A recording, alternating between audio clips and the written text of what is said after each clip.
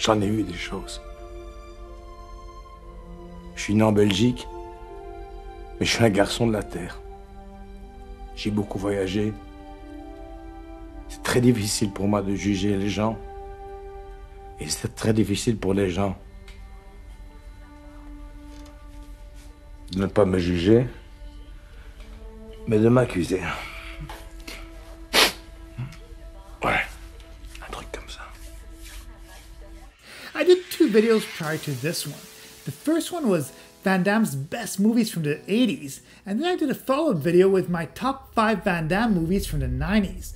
Now, that decade had more than 5 films that were worthy of being called excellent. As for the 2000s, this is a very different time for the action flick genre, especially Van Damme. Back in the 90s, Van Damme was the perfect example of the American dream. It was a story of the foreigner coming to America and wanting to be a big movie star. Well, for Jean-Claude, this is exactly what happened, and by the mid-90s, he was acting in major Hollywood pictures. But with that came a divorce, then another marriage, and getting into cocaine. This led to a very different Van Damme in the late 90s that looked a bit thinner and wasn't doing as fun movies as the late 80s and early 90s. But even with that and his big box office returns, Van Damme was offered a 3-picture deal with Universal. Since JCVD was a big movie star, he started to compare himself to the likes of Jim Carrey at the time that could ask $20 million a movie. In many interviews, JCVD talks nervously about the subject, saying that he messed up during that period. He was doing movie after movie, promoting them in between films, and he was tired. Everything he was touching was making money, so he felt that he deserved to be paid as much as the biggest A-listers. Well, by playing the system, Van Damme lost the deal. They actually hung up on him, saying, "Have a nice life." And he got blacklisted. That was it. So as good as the 90s were for the action hero, the 2000s was a decade filled with mostly straight-to-DVD movies. We must understand that in the 2000s, TVs were becoming better quality and cinemas were much more costly. Therefore, it was sometimes easier and more profitable to make straight-to-DVD movies and recoup the money from that. As for JCVD, the only real movie that he made during that decade that actually is amazing is JCVD, in which he takes on the role of himself and basically plays a washed-up actor going through a divorce and reminiscing about his past successes. On top of that, it's not an American movie, and more so a Belgian film. I actually reviewed this movie in another video about my top 5 Belgian films. This is why I'm not putting it on my top 5, even though, hands down, if you are to watch one of the movies in the 2000s, this is the one to watch. Either way, it wasn't surprising that this movie was amazing because it really shows a pretty close to life portrayal of an action hero who had a true rise and fall in the American cinema, but at the same time has a heart of gold and finally realizes some of the errors that he did in his younger years. The first movie that I'd like to speak about is the 2001 movie Replicant, directed by Ringo Lam. This is the second movie where Ringo was able to work with Van Damme, the first one being Maximum Risk, which was a pretty high-budget film that was released in 1996. Following the success of the original partnership, I'm pretty sure execs were excited to have the pair working together again. Lam, prior to working in America, was a known Hong Kong cinema director for doing a bunch of action films centered on a dark view of Hong Kong society. Some of his most known films were the Prison on Fire series starring Chow Yun-fat, who became famous for working on many John Woo films. Another pretty amazing Lam film is called Twin Dragons starring Jackie Chan. As you can see, there's a big connection between JCVD and bringing big-time Hong Kong directors into America. On a footnote about Replicant is that it's the 3rd time that JCVD plays a twin. The other 2 movies where Van Damme plays a twin were Double Impact and Maximum Risk, the same one that Ringo Lam directed in 1996. By the way, Twin Dragons with Jackie Chan also had a twin. I'm starting to see a pattern between Ringo Lam movies and twins. Either way, what is interesting about this whole twin thing is that it's become a sort of running joke among JCVD fans, and this twin factor was even used in more recent Van Damme projects such as the short-lived Amazon show starring JCVD called Jean-Claude Van Johnson. As for Replicant, it tells the story of Edward Torch Garotte, played by Jean-Claude Van Damme. He's a serial killer who often kills mothers and sets them on fire. Detective Riley, played by Michael Rooker, is a Seattle police detective who has spent 3 years chasing Garotte.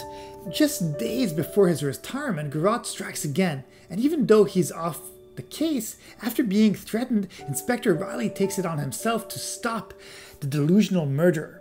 In order to solve the case, Detective Riley works with a secret government agency that cloned Garotte's DNA in the hopes of creating a clone that can lead them to the murderer. Detective Riley is in charge of training the clone, who seems to have genetic memories and telepathic link to the murderer. The story is pretty far-fetched, but presents a nice effort from the director and the people involved in it to create an entertaining story. This is a much smaller budget film than Van Damme's 90s movies, and it does show in the choreography and the cinematography. Nevertheless, it's an acceptable watch, just don't expect any mind-blowing fight scenes. Even the finale, which has both Van Dammes fighting each other, is pretty lackluster and devoid of much interesting choreography. The second movie that I'd like to speak about is a 2001 movie entitled The Order, directed by Sheldon Lettich. This is the fourth collaboration that JCVD and Sheldon have had. Lettich will always share a special bond with Van Damme, as he is the writer of Bloodsport and the director of some of the best JCVD films, including Lionheart and Double Impact. Ironically, he did direct one of the worst Van Damme films in 2006 called The Hardcore. But I don't like to leave things on a negative note.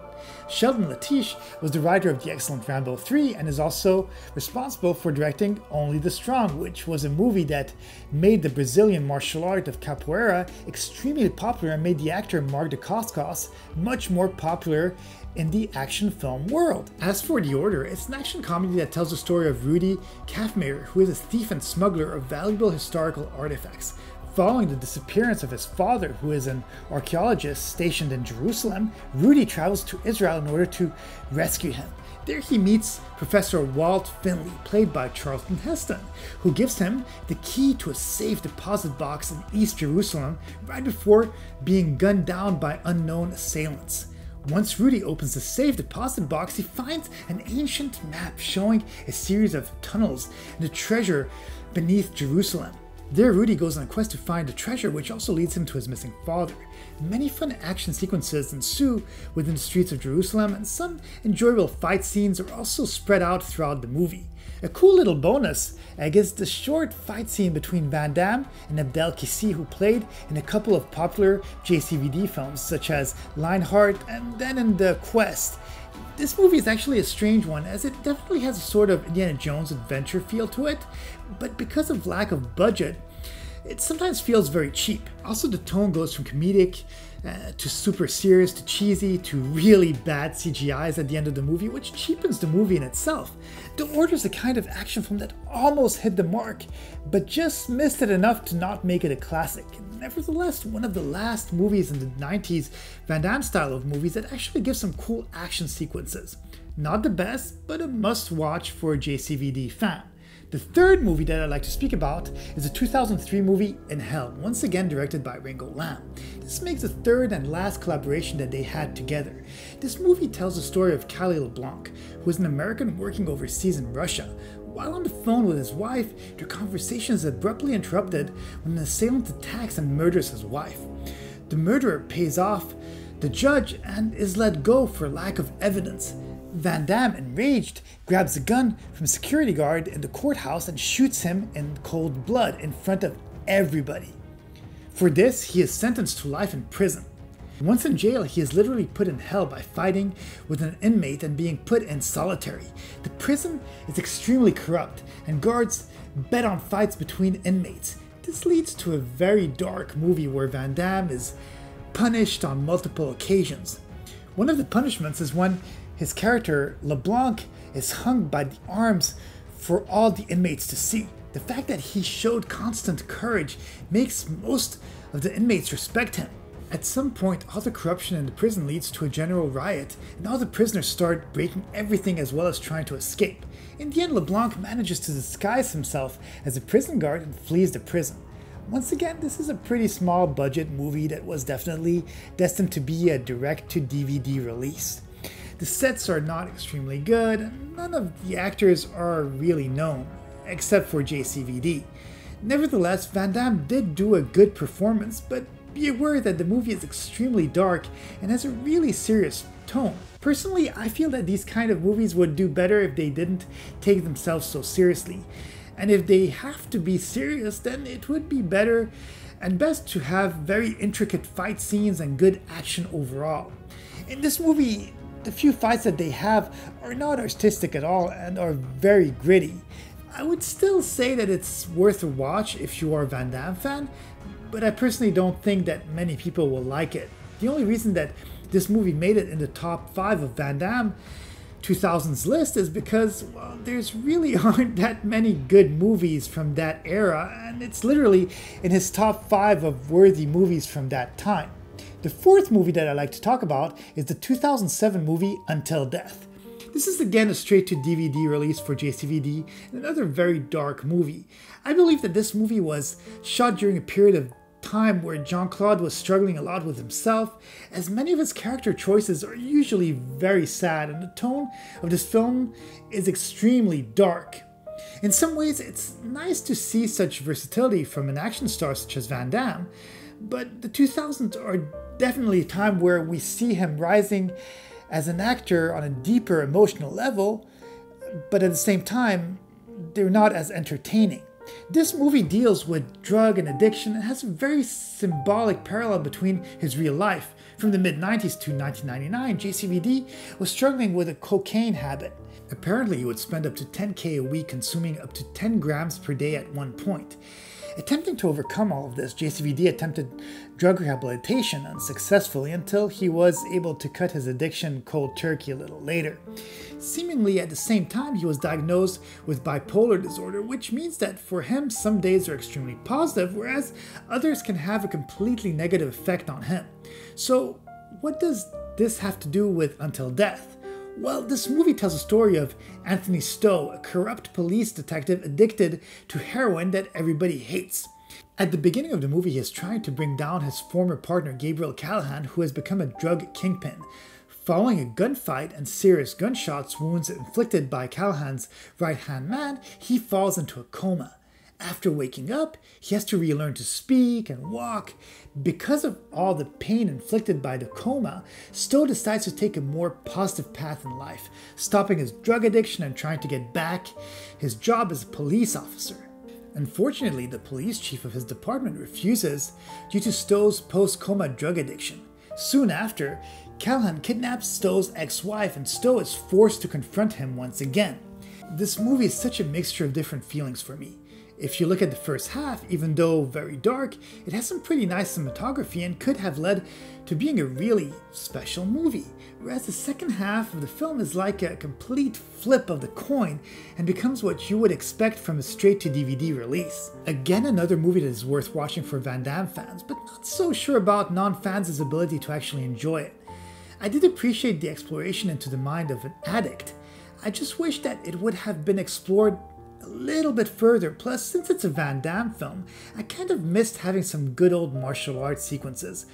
But that's what I like to see from his movies. The fifth movie that I like to speak about is the 2008 action movie entitled The Shepherd, Border Patrol, directed by Isaac Florentine, who is known for having directed many films with action star Scott Adkins. His most popular movie is Undisputed 2, which led to 2 more sequels. In some ways, the Undisputed series is exactly what one would love to have from a low-budget action flick, with an entertaining lead character and some amazing fight scenes. Even the story of Undisputed 2 was enjoyable. The Shepherd was supposed to be the Undisputed for Van Damme, as the movie had all the same ingredients from Undisputed 2, including Scott Adkins.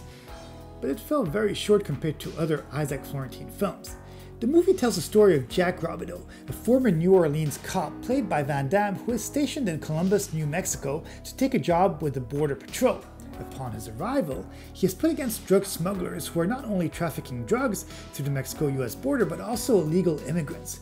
Through the film's investigation, we find out that the smugglers are a rogue special force unit led by Benjamin Myers and his right-hand man, Carp, played by Scott Adkins. This leads to many altercations between Jack Robideau and the smugglers, which culminates in a fight between JCVD and Scott Adkins.